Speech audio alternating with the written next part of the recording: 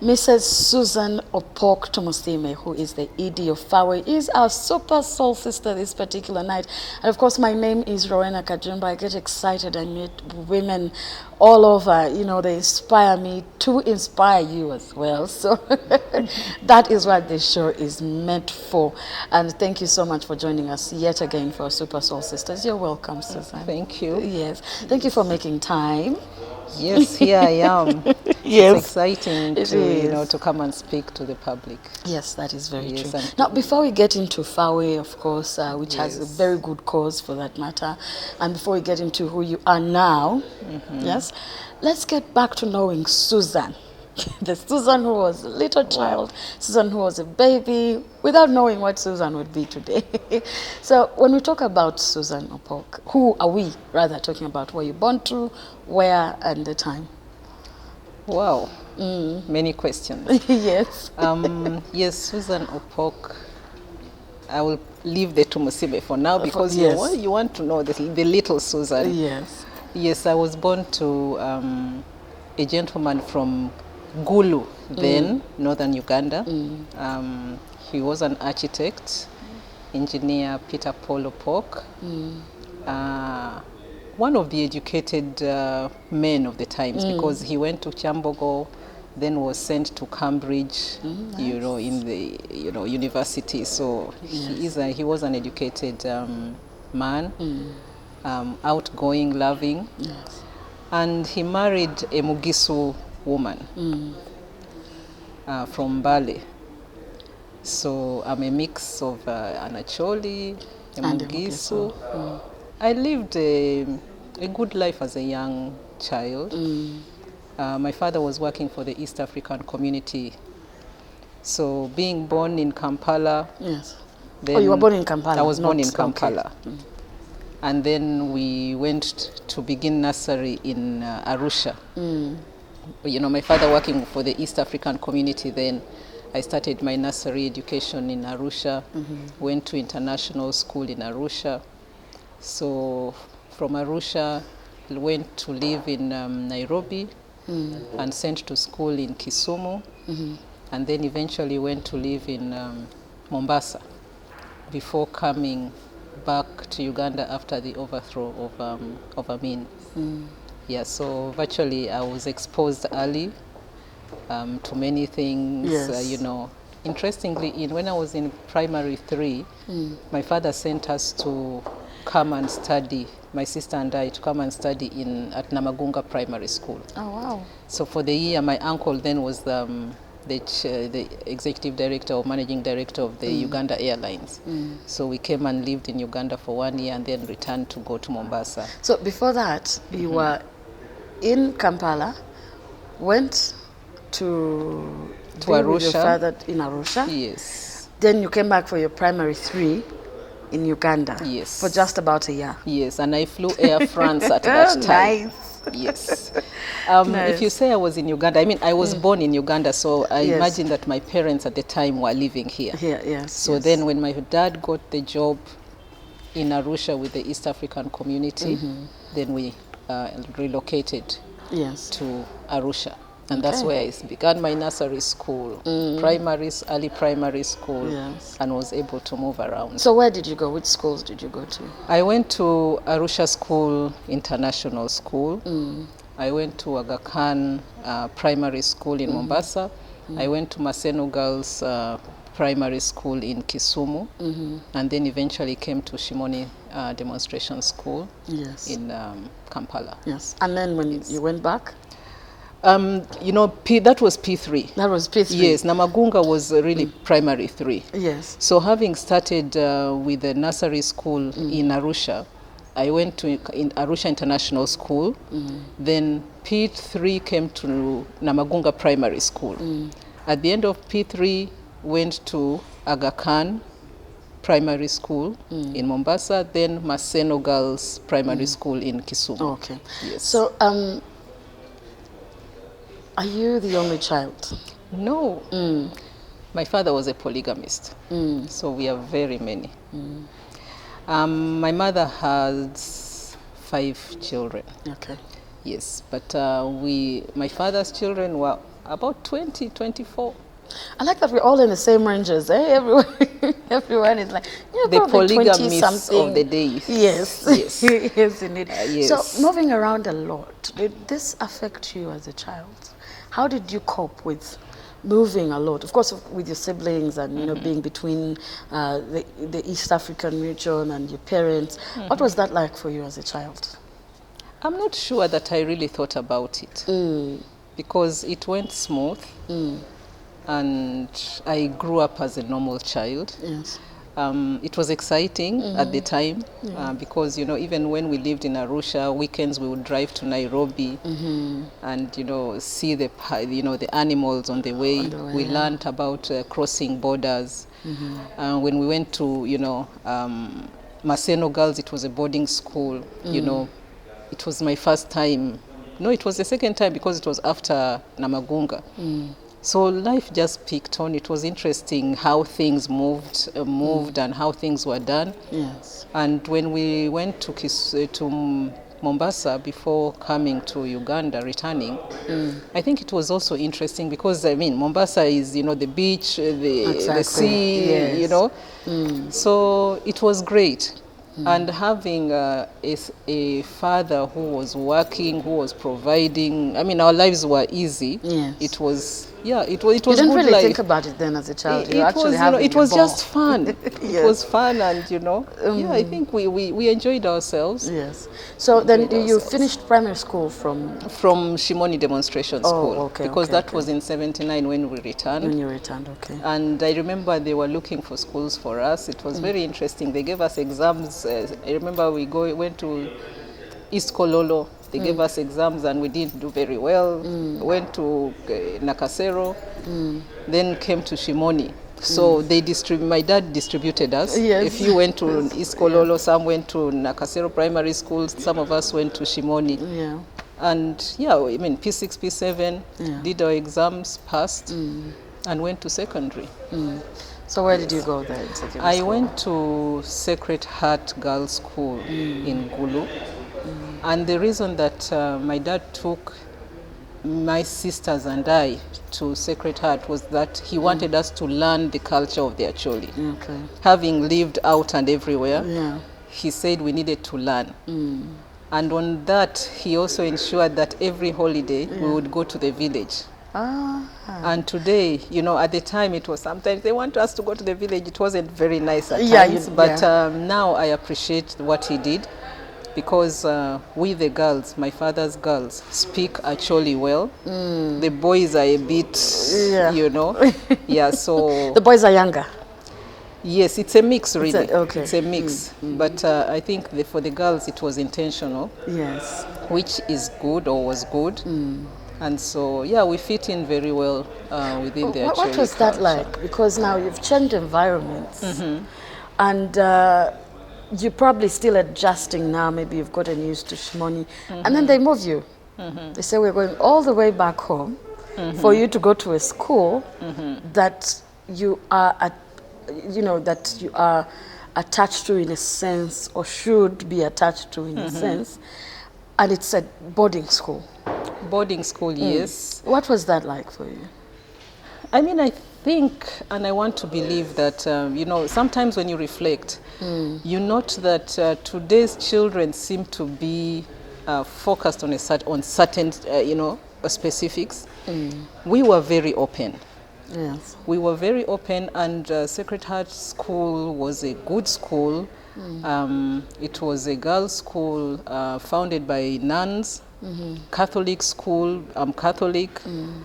So we fitted in. It was nice. It was a normal school, and the school is not too far from where my grandfather's home was.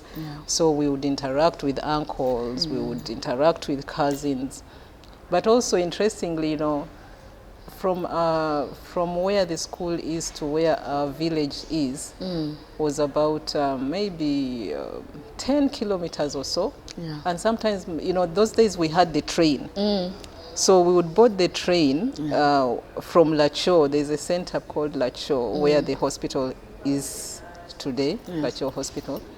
We would board up to the village. And sometimes when the train wasn't there, we would walk, Yeah. you know, carry our things and walk. And walk, So, you yes. know, it was, we would go talking, and before you Yeah. know it, you've You've, reached, yes. because grandma is there. And I mean, we would spend the holiday, return to school. Nice. At some point, we would come to Kampala.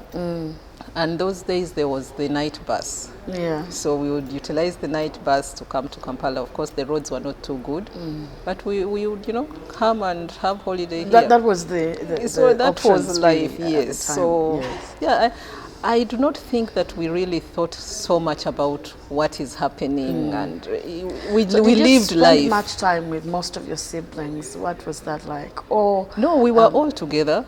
I mean, we would be apart probably a holiday, but Yes. still come back together, Okay. because it was between Kampala and what was Gulu. that like, coming back home and finding yourselves back home, and you know? It was interesting because the mothers and daddy were here, and my father was a very loving, you know. Recently, my sister made us remember that, you know, he empowered us because he believed in education. And like I said, he was educated, you know, early. And so he encouraged us, made sure that we all went to school. All his children are educated, which is a trend that he set. So that in itself is a plus, is a plus for us. And yes, we are happy. Yes. All of us are educated, boys and girls. And girls, yeah. Interestingly, our mothers are from everywhere. We have my mothers in Tanzania, we have mother in Kenya, we have here, so... Yeah, you sort of the cultures. That in its, and yes, then, in essence, that also, I think, helped to open up our minds. Yes. To know that things are different, people are different, but at the same time, that family can be whoever. Yes, that is very Yes, true. you know, it's like That is true. today you hear I have a wife, or there is somebody, or And there's a brother. you never reacted to this kind of thing growing up? No. Okay, because you knew it was bound to happen, maybe. Like I said, I don't think we really thought about it deeply. That's true. It was just life. It's the kids today that ask a lot of questions. Yes, it's the kids today that ask questions. Yes. I mean, we lived in Kololo, you know, so it was life. It was life. Yes. So I think that also helped us to become the people that we Yes, are. you are. Not angry, not you know, objective, and seeing things as No, they no, are. no kind of, you know. You know. So when you were at Sacred Heart, what kind of child were you, or student? I'm assuming you had a Wow. good time. Yes, because of Sacred Heart, I kind of got into, you know, being very humble and religious. You know, Catholics with our rosaries and doing the right things. I was a plump young girl, and you know, I keep telling people that to this day I don't eat pork. Not because of anything, but you know, people say, okay, you eat pork, you'll be fat like a pig. You know? Yeah, and you're So it relating was to like, how. yes, so Yeah. being plump, I think I still am plump, kind of. And so I lived a generalized life. I was good in class, and my father praised me for that. He knew that, you know, she would do well. She would do well. Yes. Were you in And like any clubs or other extra activities? in it was school? just, you know, the Young Christian Association. Those days there was YCS. Yes. Then we did a bit of baking, you know. They would help us to bake. Then, yeah, it was mainly Christian clubs, really. Were you a And leader in any way? in primary, actually, at Shimon Demonstration School, I was a prefect for the young people. When I went to secondary, lower secondary, I wasn't a leader. However, at senior 5, I went to Wanyange Girls, and I was made a deputy head girl and a house prefect. Now, there came a challenge in that I wasn't able, because I was taking biology, chemistry, and geography, and there were not adequate teachers in Wanyange. So after one term, I was transferred to Trinity College Nabingo. Ah, okay. And because they didn't have BCG, You had to change. I had to change to head history, economics, and divinity. And this was because between senior 1 and senior 2, I wasn't able to do physics because in one term, we had 5 teachers coming. You know, one teacher coming for 1-2 weeks goes, And then you know, so another there one, was like, confusion. Yes, yes. Oh, also at Nabingo? That was in Sacred Heart, Okay. the O level. I really wanted to do science. And I was able to take on biology and chemistry. Chemistry was my best subject. Yeah, but... so this is what you decided to do in A level? A level. Okay. Yes. And I think I struggled a bit. Nonetheless, at the end of the day, I got an A in economics. Oh, wow. So that just reaffirms that I'm bright. That's true. Yes. Regardless of regardless all of all the these things. Yes. So yeah.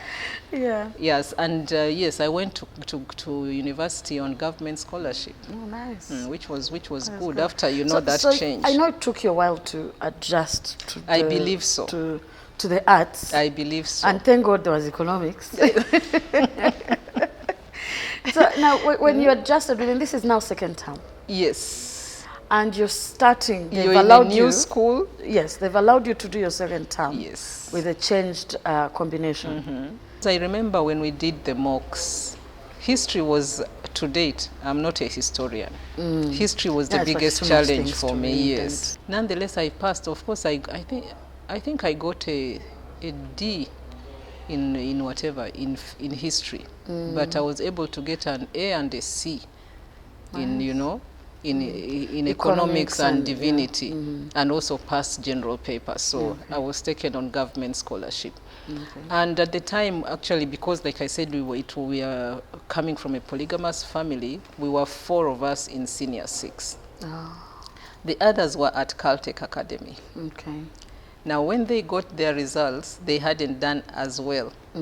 So I remember my dad, I was asking for, because my father was then a permanent secretary at the Ministry of Housing. And I asked for a vehicle to go and get my results, and he said, "You're asking me for a vehicle, and yet you will have failed like others."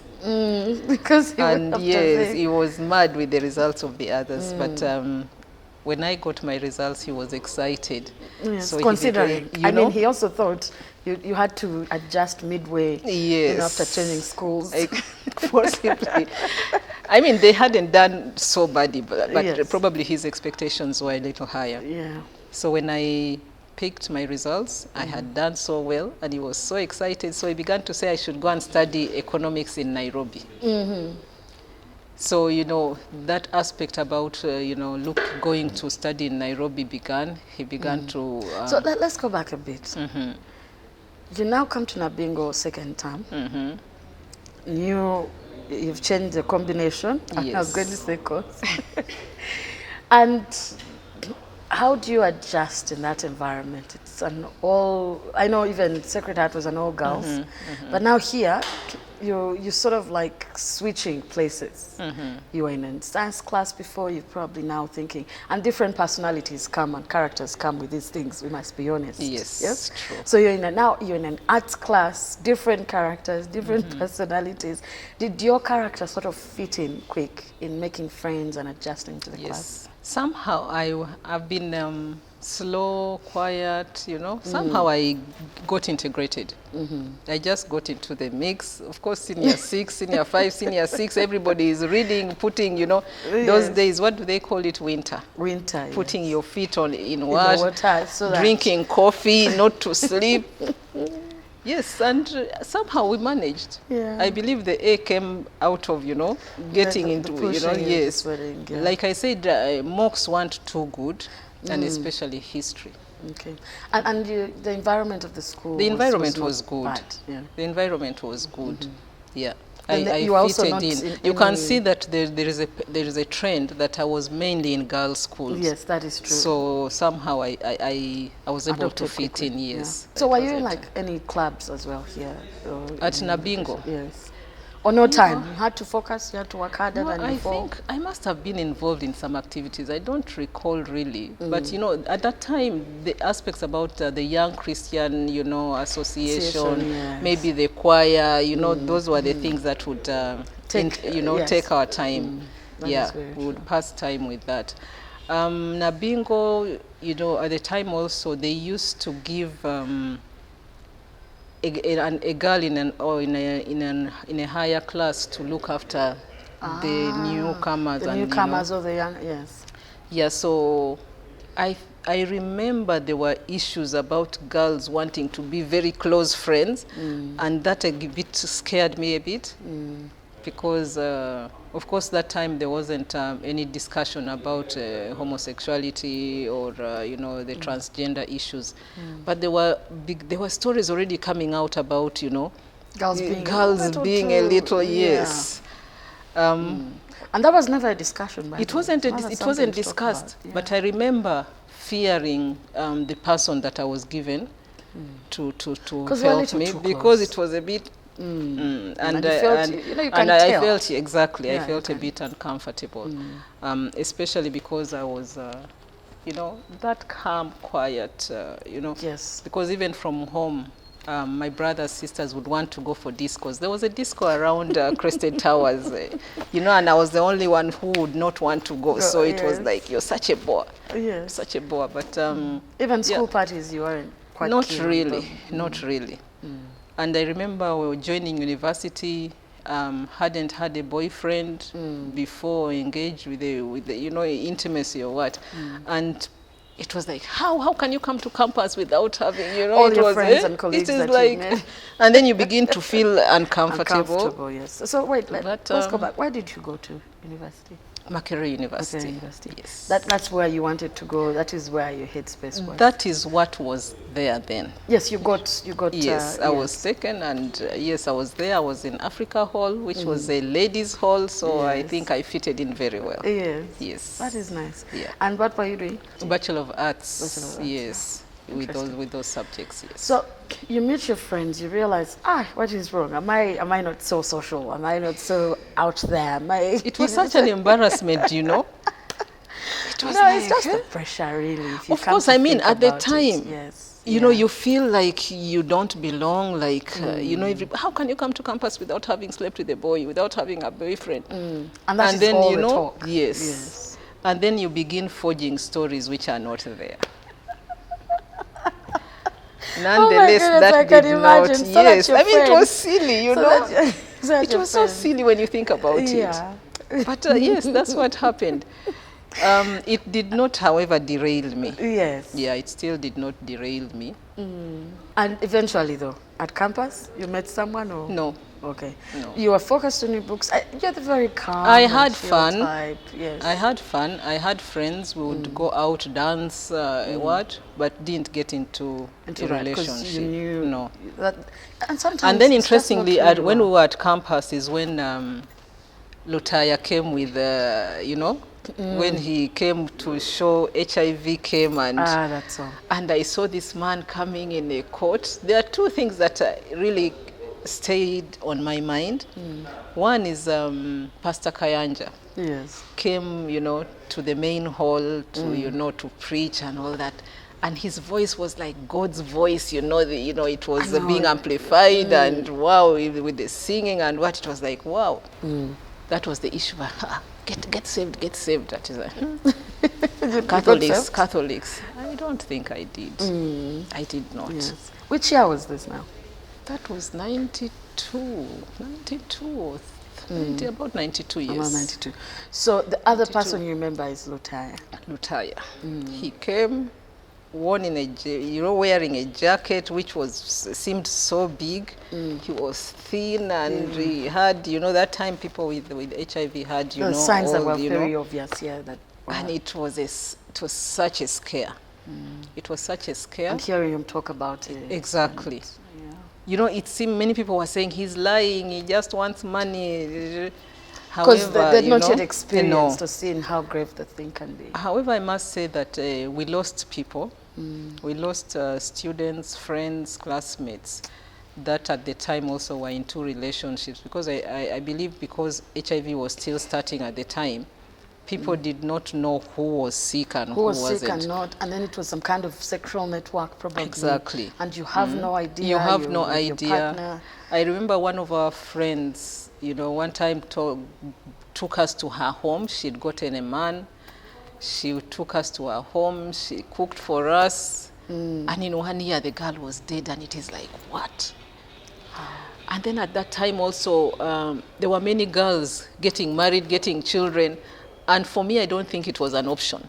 I Your could mind just was not- see, I could just see, oh, how can I even dare this? Oh my goodness. Nonetheless, it seems so normal. Yes. Yeah, it's just part of what, you know, how people are brought up, the exposures, the environment. And at the time, people didn't know what or how, just like when COVID came. Yes. We didn't know what we were dealing with, how to deal with it, what was causing it. And I must say, that's quite a time to be at the university. And then there was the issue, you know, these issues about sexual abuse at university, they are not new things. They are not new things because then we had lecturers who needed us to buy their books. One, if you didn't buy the books and you know, recopy, rewrite what was in the And book, return it after. then you would fail. Oh But my. also it was like, oh, these lecturers are sleeping with girls. It was rumors. Yes. I didn't get to know who, but I mean the names of the lecturers They were usually say mentioned. there's no smoke without There fire. were names that were mentioned. So these issues began long time. Long time. Many young girls must have, you know, been challenged. But I know that one time I went to see a gynecologist, and this man almost slept with me in the, Sheesh. you know, in the whatever, he, you know, Which should have been a safe space. which should have been a safe space. So probably because I was assertive and I said, doctor, no. Otherwise, I said, doctor, no, no, you know. So I imagine since that time, I began to imagine how many girls, how many women are actually abused in certain spaces that need to be safe, and how many of them actually voice out what they've gone what through. they have gone through or are able to say no, like I probably did. Mrs. Susan here, Tumusiime, is telling us a time like this to be at the university. You know, university is the time when people seem to be figuring things out, trying to find themselves, probably trying to enjoy themselves along the way. And this is some of the things that probably saved her because of who she was as a person, as a character. She held back. We're not saying if you dated or if you had someone at the university, it's a bad thing. But sometimes who you are can save you. True. So don't be under pressure. Don't try to change in any way. Work within the kind of person you are. Now, a quick reminder, we are here at Daughter Exclusive on Ginger Road. It's a beautiful furniture house. They give us their space for us to bring you super soul sisters like Susan here to have conversations, to engage, you know, to talk about a couple of things. Check out the place. You never know, here on Ginger Road. Now, you can find us, of course, on YouTube, Super Soul Sisters, UG. You can also find us. It's the S, yeah? My producer saying, don't forget, the S is more like a 3, Super Soul Sisters. UG, and of course we're also on Twitter, Super Soul Sisters. That is a 3, yes? Super Soul Sisters. Triple S. Yes. Now, of course, we shall keep coming back with a whole lot more of where you can find us and how, and also engage us. I'm still with Susan. Now, Susan, most people, even the boys, but would lean more into the young girls. And quite often, this is an age where people lose track, if not before. True. Yes. So your character saved you in a sense, or in a way. But what did you learn from all of these things that were? It's like being in the shadows of so many things happening, and you're like there watching it all. What did you pick from all of this at the end? I could say that the issue about being who you are stands out. If you are not easily, you know, taken up, swayed by many things, and because I remember when we were at Africa Hall, you know, girls being picked those days, you know, you would see, wow. And so maybe I wish I was, but you know, you're there looking, not trying it out. That Yes. could have been a blessing in disguise. Yeah. And not to say that all those that went out or that going out is bad. The issue at the time was that, there would be, these men with big tummies, driving smart cars, and you see Daddies. girls going, well. And Sugar daddies. I many don't know if they university have, girls yes. didn't want the boys Yeah, because I they mean, the had boys, nothing to yeah. offer. Yeah, so, yeah, I believe it's really being who you are. And sticking to that. And sticking to that. Okay. After university, I got a job with environment. At the time, there was a National Environment Information Center as a research assistant. Oh, nice. And that was through the connection of my mom. She was working for the Ministry of Environment at the time. And working there, I learned bits and pieces of environment issues. But I also, I worked with UNDP, and then when I was now kind of settling on environment, I got a job with Centenary Bank. Oh, wow. I got a job with Centenary Bank as a loans officer, of course having After done economics. after how long being... At the environment, Yes. it could be about 2 years or so. Okay. When I was taken up by the bank, Centenary Bank, I was taken to Mitiana as a loans officer, trainee, stayed there for a few months, and they were going to open their Arua branch. So I was taken amongst 5 males, the only girl amongst Wow. 5 boys to go and begin that branch. It was a project. So now all the way to Arua. All the way to Arua. You didn't hesitate. I didn't hesitate. I didn't hesitate. You're used to the travel, I'm to used being to, here yes. and there. I didn't hesitate, and I Yeah. didn't think about it. So it was Yeah. a job. I said, well. So I went and stayed in Arua for 1 year, about one year and something. And when And it must have been exciting. it was exciting, it was challenging. Nonetheless, I think because of who I was able to live with these young men. I was able to There were no live. bullies, were they? There was no bullying. And what happened is that we got one house, and they gave me the self-contained room. Yeah. So we would eat together, we got a house help, eat together, do things together, then I would go and lock myself there. Yeah. So it was well. Yeah. They had girlfriends, and sometimes girlfriends would quarrel, then, so, but I locked myself inside They're there. like, why are you sharing a house with a woman? Yes, I had a challenge, of course. The aspect about being, male, female, my boss at the time also began try to, challenge me a bit. Yeah. And I reported him to the boss. Some people fear to I do that. think They're some like, of if us I are report, fighters I may... forever. I came and reported to the MD. I don't know whether it was being naive or being childish or what, but that saved me. No, but it saved you. It saved me. Now, because I worked with environment, my boss then, I think, at the time, having seen me, when I joined the bank, he said, the bank is not good for me. He said, the way I know you and see you're not someone who can do monotonous work, the routine, you would get bored. So he promised and agreed that the environment institution, National Environment Information Center at the time, pay for me masters in environment at Makerere University. Nice. So I resigned from the bank. Yes, and then came back to do, the masters. Struggled with that, but learnt a lot. Because you were working and Yes. studying at the same time. Okay, the working now was really, they let me, it was really loose. Yeah. But would give me, a stipend to Yes, live on, that's and I would contribute to to being a research assistant as and when was needed.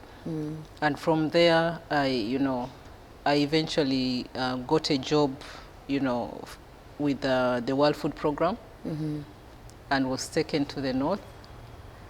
Stayed there went back to the north. home Now every to time. Gulu, yes.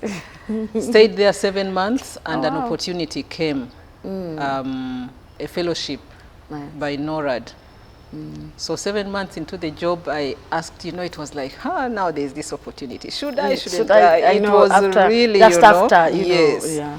It was really, said, okay, I've done this master's in environment science from Makerere, but there's a fellowship for a master's in natural resource management and sustainable agriculture. But there was this, I have a good job with the World Food Program. Yes. It's like, how can I leave this job? So I went and asked the deputy country rep, and she told me, Susan, take the opportunity. Jobs you will get. Jobs you will get, yes. So 7 months into the World Food Program, I got out. And you went to Norway. Okay. I went to Norway for the master's, which was 24 months. A second master's? Yes. Okay. And finished that and returned. Nice. Yes, and then I got jobs, I did many things, came back to environment, which was NEMA now. Then worked also for the UNDP, the GEF program, supporting, as a research assistant while I looked for a job. Eventually, I got a job with development research and training. Okay. Stayed there for some time, did work, and progressed. And, I even taught at Chambogo University in the course on Bachelor of Adult and Community Education. I taught as a part-time. That must have been interesting. Yes. To be on the other side and teach. Yes, it was interesting. Yes. Yeah. So following that, I also got another job with the Windle Trust. So you were very good at. I mean, you had the luck and the the blessings to get that's jobs. Very true. Yes. That's very true. And each job you got, you pushed your way. I pushed. You pushed. I want to say that my experience with at that time with Windle Trust helped me form into the person that I am today, because it was really, really hard. Interesting. You try to do your best. People, come round and, manipulate and say things. Making it a little more difficult for you. Yes, it was difficult. One time, actually, because of the so many things, the ambassador had just, the ambassador for the program that was supporting the program visited us. And, we were doing good work. Then I was called to say that, things are failing, blah, blah, blah, blah. And my boss called me for a performance evaluation. And then I received a letter from the ambassador saying that, I'm so sorry to hear that you're leaving. So I was actually leaving without knowing that you're leaving. Meanwhile, you're still working. Yeah, so yes.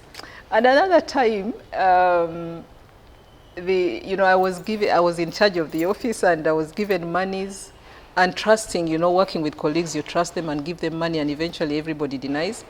Oh, wow. And you're made to pay the money. And the worst thing was also that, one time someone from our Kampala office came and asked me for a laptop. Over a weekend, I had already left the office on a Friday and said, I'm in Gulu, please help me with the laptop. And, so I allowed, because I okayed that. And when she was going, actually, she also called and said, I have returned the laptop. However, I don't know where the laptop went. And because I was head of office, I was made to pay for that lost laptop because everybody said no. Wow. So you see how building resilience began? I can see that. Because no you're matter going what through, you tried and did. Yes. And for the ambassador who at that time, was saying, I'm surprised you're leaving. I'm so sorry to hear you're leaving. I said, hold on, am I leaving?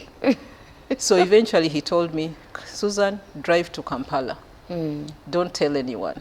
Exactly. And I drove to Kampala and I met with him, and he turned things around. He caused an investigation. He caused, and he said to me that learn from today, never allow yourself to die alone when there is something, because there is always someone above. Yes, definitely. Who can help? Exactly. Who can help? So sometimes we are pushed in a corner, and we fear no matter to how talk. hard you try. Exactly. No and you matter fear how to hard talk. you try.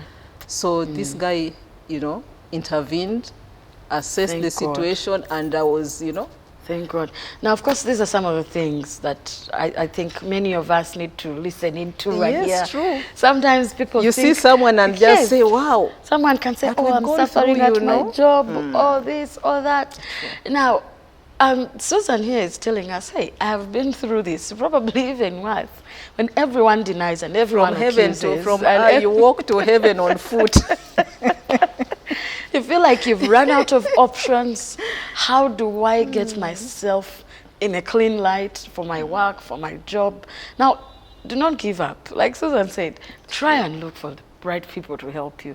Every time you sit back and say, but who will listen? And do the right thing. Then you end up in do a the very right thing. I mean, you didn't even know. They told you, oh, sorry, you're leaving. Sorry, I'm leaving, yes. Now, if there was no contact or communication, who knows what would have happened. Now, these stories really do inspire us. You're not the only one. If you're out there and you're struggling with your job or business, or, because anyone can sabotage, True. It could be business or your job or whatever it is that you're doing out there. Now, a quick reminder to continue with us and, of course, give us updates on what you think. Here on YouTube, go to 3Oul 3Isters, UG. Now, the S, yes, is like a 3. Yes, and then TikTok at 3Oul 3Isters. Same thing. Do not get lost. It is like a 3. Yes, and then you can also get us on Insta, which the people call Instagram. It is super_soul_sisters. Please check us out. We're always putting some things there in case you miss anything for you to check out. And Susan has made a very good point. We've had a lot of points from this conversation, starting from being who you are, not changing who you are, to talking about, hey, even when you're able to succeed in some way, and maybe you've got the dream job, and maybe you've got the dream career, the dream business, there's going to be certain challenges. So when they help you out, you continue working. Were you transferred now to Kampala? No, I wasn't transferred. Wow. I was kept there. Actually, what was done was, investigations, and I was cleared. And so you are not afraid to go back? No, I wasn't afraid to go back. Nonetheless, I must say that, there were many more challenges. One is I was even demoted at the time. Because of all that the was going funder on. said, no, give her a chance. But the other side had already made up their mind to let you go. And I had an accountant working with me at the time because I was a boss, and he would try to work out figures but because I was consistent at checking, and he would say, oh, how come my manager is very whatever, a keen eye to detail. Because you're paying salaries, you find that the figures are by a certain amount, and it's like, why is this? So they try you out. That is so true. That also tells you about who you should be as a leader. Attention to detail is important. It's important. However, because I was also very, I think, naive, my colleagues began to sell scholarships because we were working on a scholarship program. So they began to sell scholarship. And you were not aware? I was not aware. That in itself caused me challenges. Because I had never thought or even imagined that people could sell scholarships. But people do that.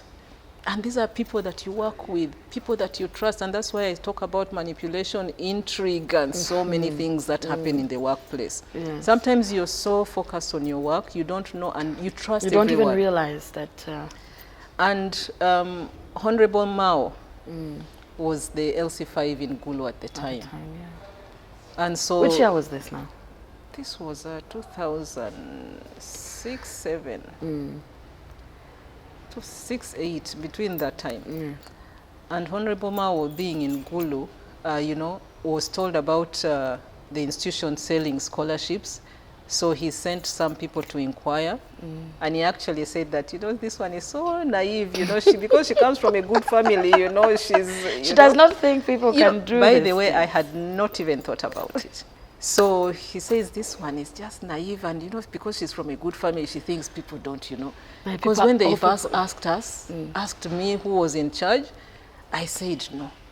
Then he sent Honorable Mapinduzi, who is also now a an MP, to come and work with me to investigate. So on investigation, we found that it was true. Wow. That my colleagues were getting money from people. poor people in order to put them on the scholarship. Yet we had a system that would be well-deserving, give them well-deserving. Of course, maybe because also they were, male friends and all that, so they would probably manipulate the system. And then we had, of course, coming from the area, because the scholarship was looking at the broader north. So the names were also so similar that even if they put somebody else, you wouldn't realize. Yes. So of course we were able to tighten up the system. But my friends were taken to police. And their wives began crying to me. Their wives came from Kampala, it was people from Kampala, and yes. And it's like, Susan, we help. They all came to Gulu. And you're thinking, how do I come in to help? It was really a big challenge. It was a big challenge. I went to police at one point, found my colleagues, bare chests, shoes removed. I cried. It was such a big challenge. And word, of course, everywhere now that, these people are selling scholarships. But we were able to reorganize. Of course, the persons were eventually sent away. Like I said, I was demoted, not in a bad way.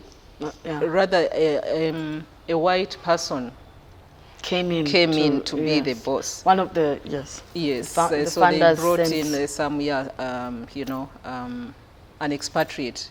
So I eventually worked at that place up to the end, but also got so attached. Years? It was 5 years. Wow. Got so and attached. That was the toughest job you had. It was the toughest, and I keep saying and the that longest it made me.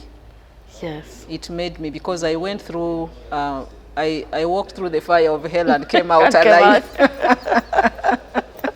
When you leave Window Trust, you've been there for 5 years. The hardest of all jobs you've had, but the longest you've stayed, because most of them you were doing 2 years, 1 year, getting more opportunities and other opportunities. But what made you stay in this particular one?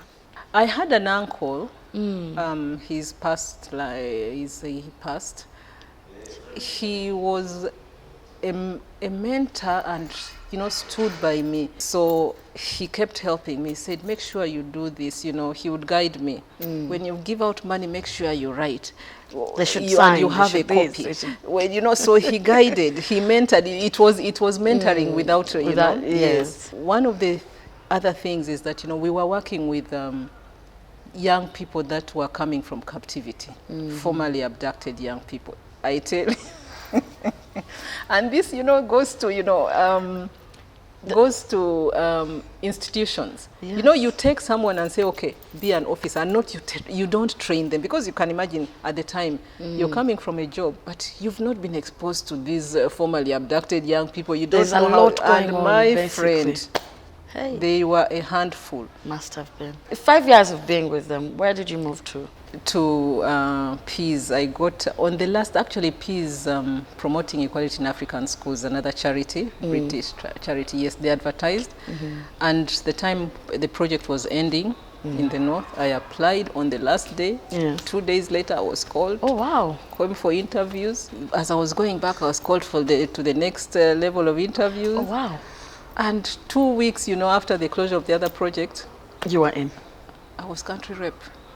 Nice. Now, being a country rep, did that lighten your load now? Because, or did you still have extra work to do? It was also an organization that was building up. Yes. So it took a lot of energy and time. Systems and Nonetheless, we worked, because at the time they were working with young people. They were facilitating access, low cost to low cost education, for young people. Now, no longer scholarship, but building of schools so that, disadvantaged young people could access education. Came in when they had 5 schools, left when we had 24 schools, all over the country.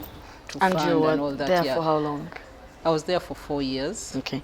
Is this when Faweu happened? No, Faweu happened after Peace. I went to Nurture Africa, which was also working as country rep, looking at disadvantaged young people affected and infected by HIV/AIDS, and then of course parents also, suffering challenges.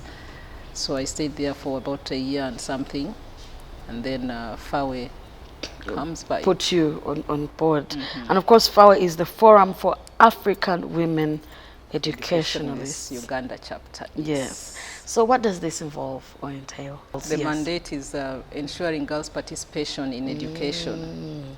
And this is because of the vulnerability of girls. In the 90s, the focus was mainly on boys. Yes. And so 5 female ministers of education came together and said, no, we must support and enhance girls' education. Yeah. We must ensure that girls participate in education. So FAWE is a Pan-African organization with 34 chapters. Okay. So FAWE Uganda is part of the 34 chapters. And when FAWE started, the issue was how can we get data to create programs for girls so that girls and female teachers Can be involved. can be supported. Okay. Amidst all of this, when did you become Mrs. Tumusiime? I became Mrs. Tumusiime in 1997. Oh, really? So all this time you're moving, working, moving, and you're married and you're starting a family? Yes. I Interesting. became Mrs. Tumusiime in 1997. That's when I got traditionally married and got formally wedded in 2000. So yes. what do you move by? What pushes you as a mother, as a wife, and as a working woman who has a goal, of course, to help out her community? The experience, the exposure have actually enabled me to be open-minded, to be objective, and to see what society needs. If I say exposure, it goes to, the entire frame. Yes, that is true. School and the workplaces, the experiences within those workplaces. Sometimes I keep saying to people that, I've fought so much, I'm tired of fighting. Because everywhere you go, you have to fight for you to be able to manage. Today, as I work with young people, I see the pain that many young people have because probably their families cannot support them. Probably the situation and circumstances around them in schools are challenging. The spouses they have are challenging them. So you see that many people will say, why do you focus on girls? But the vulnerability of girls as you work with them is very diverse. So we have a lot of issues that are happening. Girls are challenged and they get pregnant, many of them because of the circumstances. When FAWE did a study on the situation of an impact of COVID-19 on school-going girls and young women, and we found that 67% of the girls were pushed to have intimate relationships with men so that they could look after their families. Oh dear. Over 80, about 89 were abused when at home by their parents, family, friends, etc. And they can't report because they blame themselves. But at the same time, people are saying, oh, you are concentrating on girls and not the boys. As FAWE, we deal with both boys and girls, but of course our mandate is really girls' participation in education. Yes. That's the primary. Yeah. So we do a 70-30. We are not leaving the boys behind, but we are focusing on the more girls, challenged on the vulnerability of the girls, but supporting them. Because today, the National Development Plan 3 is talking about human capital development. And we are challenged. If all the girls are going to be pregnant and out of school, if all our girls are going to be house helps, then what kind of a nation are we going to have? Yes. If you go to the airport every other day, it is girls that are going out. Many of them not very educated. So education is the thing. Thank you so much, Namasa. We do here commend you for the work that you're doing. Now, like we always say, and for some reason, I think I will stop it. Sometimes I find it important or necessary to clarify that this is not just for the girl child or for the women. It is for the men too and the boys to see what can happen when we see our young girls grow to blossom into amazing people. Exactly. People who put back in their community, put back to their society. And of course, in turn, if you have a good woman, you have a good man. True. Indeed. Thank you so much. Thank you so much for your time, Susan. Now, of course, our super soul sister today, and I'm pretty sure you've learned something. Well, I hope you've learned something from this. Susan Opok Tumusiime, Mrs. Susan. A Ugandan. A Ugandan, yes, just to be clear. You know, from north, from east, from west, you know. We are all the same. Yes, so, we're all the same in one. Yeah. And of course, we do appreciate you for watching here, Super Soul Sisters, the entire team, and me. Do wish you a good night. My name is Rowena Kachumba.